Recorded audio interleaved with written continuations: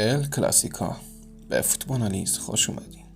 ال کلاسیکو با حملات زهردار بارسلونا شروع شد، اما فران تورس برخلاف ویدیوهای انگیزشی که میگیره تو بازی سرحال نشون نمیده و ژاوی خیلی از این موضوع کلافه شده. اما خیلی زود و تو دقیقه 7 همه اشتباه ژاوی رو متوجه شدن. جلوی تیمی با مهاجمین سرعتی نباید دفاع را تا این حد جلو کشید، چرا که دیشب با پاس استثنایی بیلینگام وینیسیوس جونیور به راحتی تک به تک شد و دروازه را باز کرد. 2 دقیقه بعد دوباره با همون حربه دفاع بارسلون فرو ریخت و فرار رودریگو و پاس اون به وینیسیوس باعث شد که وینیسیوس برزیلی دبل کنه. اما بارسلونا عقب ننشست. شوت غافلگیر کننده تورس و در ادامه شوت زیبای لواندوفسکی راهی از پیش نبرد تا بیشتر بفهمیم که تورس نیمچه کوسه هم نیست، چه برسه به خود کوسه. و دوباره یه موقعیت دیگر هم از دست داد. اما این پایان کار نبود و لواندوفسکی امید رو با یه شوت مهلک به اردوی بارسلونا برگردوند.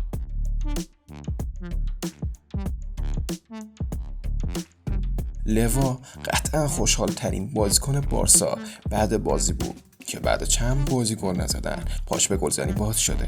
اما این پایان کار نبود و چند دقیقه بعد وینیسیوس جونیور برای ثبت هتریک با خطای درون محوطه آروخو رو زمین افتاد و پنالتی را تبدیل به گل کرد. تا پایان نیمه فقط یه اتفاق مهم دیگه افتاد که اونم شوت پشت محوطه پدری بود. اما نیمه دوم نیمه جنجال ها بود، جایی که آروخو بازی بعدش رو با خطای خشن روی وینیسیوس تکمیل کرد و خیلی هم تلاش کرد که داور رو مجاب کنه، ولی با کارت زرد دوم از زمین اخراج شد.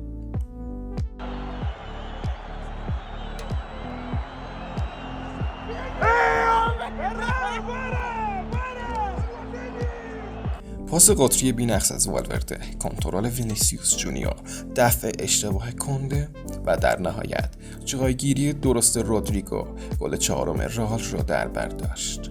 خوشتیپ این روزای بارسا بدترین بازی خودش رو تو این بازی به نمایش گذاشت. در ادامه موقعیت سوزی های ابراهیم دیاز و ژائو فیلیکس پایان دهنده این داستان بود.